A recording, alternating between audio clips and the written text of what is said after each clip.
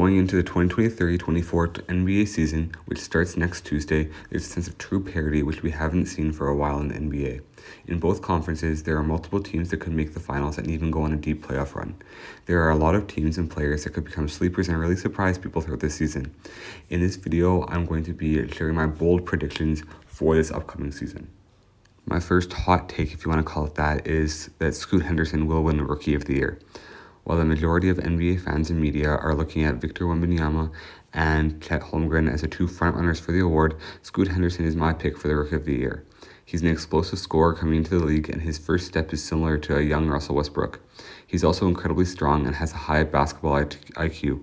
While Chet and Wemby are talented prospects, I do believe that Scoot Henderson is equally as talented without the same hype around him. If he can develop a consistent three-point shot throughout the season, he'll be a perennial All-NBA player for years to come.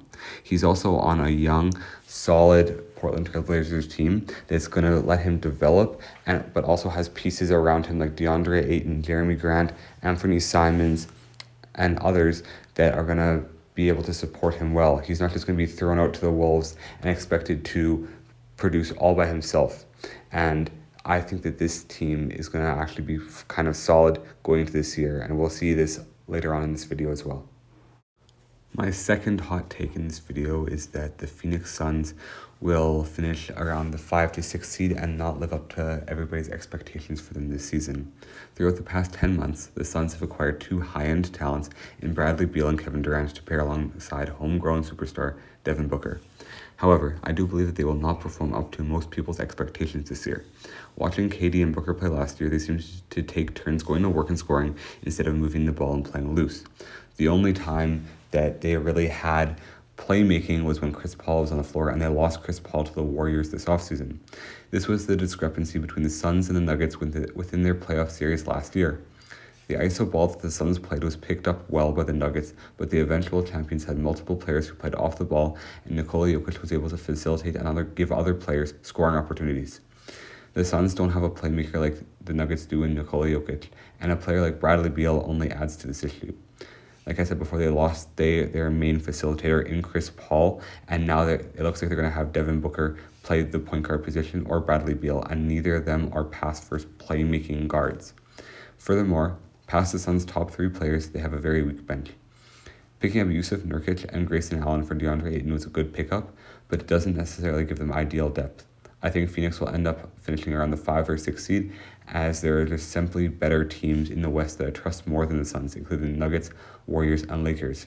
I'd even go so far as to say that I would almost take the Sacramento Kings above them this year, because I've seen what they can do in the playoffs. They took Golden State to 7 games last year, and they can only build on that from this year.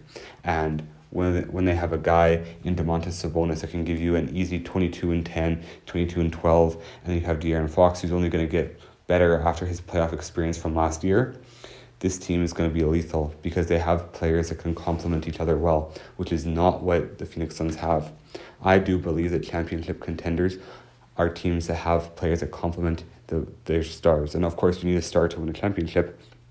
But throughout the last few years, we have seen time and time again that when you put 3 All-NBA players on a team, like even with Kevin Durant on his last team in Brooklyn with Harden and Kyrie, they did not work out.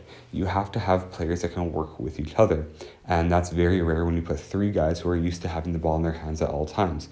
That's why when you have a team like the Denver Nuggets, where you have Jamal Murray, who's not necessarily a superstar but plays his role well. You have Nikola Jokic, who is their superstar. Then you have guys like Aaron Gordon, Michael Porter Jr., Jeff Green was there last year, Bruce Brown was there last year.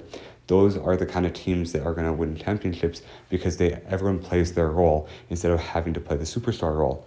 With the Suns, who's going to take the backup role? Are you going to put Devin Booker as a lead and then put the other 2 guys as a backseat?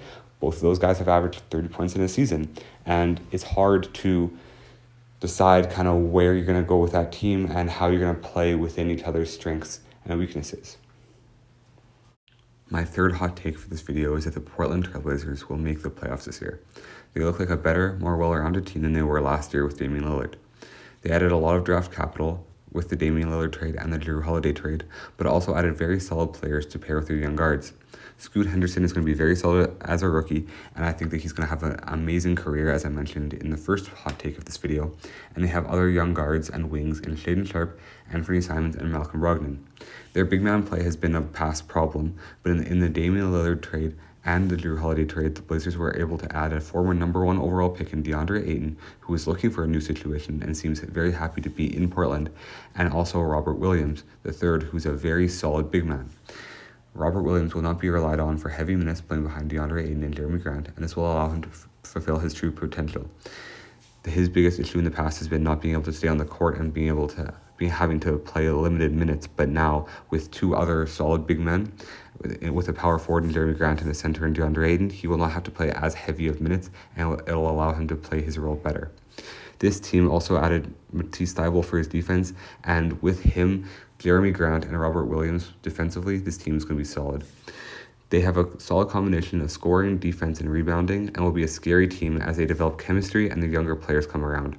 Obviously, they don't have a superstar like they had in Damian Lillard, but the Blazers haven't had this much potential in quite a while. They could sneak into the playoffs as a 6th seed or win a play-in game or 2 to get to the 7th or 8th seed. Now, I don't think that they're championship contenders. I do believe that in today's NBA, you have to have a superstar to be able to do that. If they could have had this team with Damian Lillard as well, then I do believe that they would be championship contenders. But even so, they're going to have a lot to build on going past this year, and I do believe that the Damian Lillard trade was a right move to make. Scoot Henderson could become that superstar that they rely on to make deep playoff runs in the future, but right now I think they should just focus on making the playoffs right now. My 4th hot take for this video is that the Denver Nuggets will go back-to-back and win the NBA championship this year. I don't know how much of a hot take this is, but after the Bucks got Dame to pair with Giannis, the Celtics got Drew Holiday to pair with their 2 stars, and the Suns got yet another star in Bradley Beal, the Nuggets have taken a backseat in championship conversations. We have to remember, the Nuggets beat the Lakers with a healthy LeBron and AD, a Suns team with Kevin Durant and Devin Booker, and destroyed a hot Miami team that had beaten both Milwaukee and Boston, who are considered contenders. This team is a powerhouse, and while they lost key pieces in Jeff Green and Bruce Brown, they still have a very solid team and are my favorites for the NBA championship. The duo of Jamal Murray and Nikola Jokic is elite and works together better than any duo in the league. Dame and Giannis are the highest ranking duo in terms of individual skill, but we have seen how Jamal Murray and Jokic have played together during the playoffs. They became the first teammates to record a 30-point triple-double in a game, and they managed to do it in an NBA Finals game against a solid team defensively. So I do believe that while there are duos like Jaylen Brown and Jason Tatum and Giannis and Dame, who are very talented duos, I believe that this is the most proven duo in the NBA. And when you add players like Michael Porter Jr. and Aaron Gordon, who are key contributors to the last year's championship run, I do believe that this may be the most well-rounded team in the entire NBA.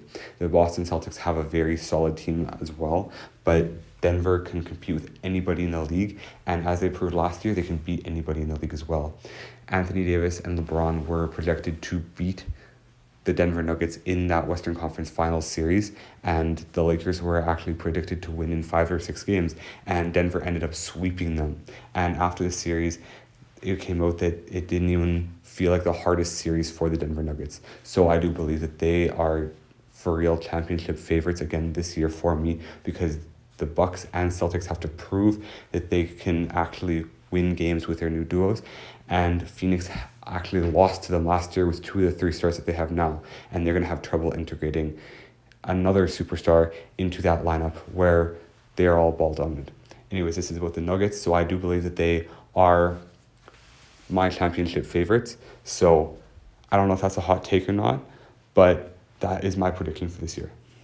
My final bold take for this video is that Joel Embiid and or James Harden will be traded by the end of the year and by the trade deadline.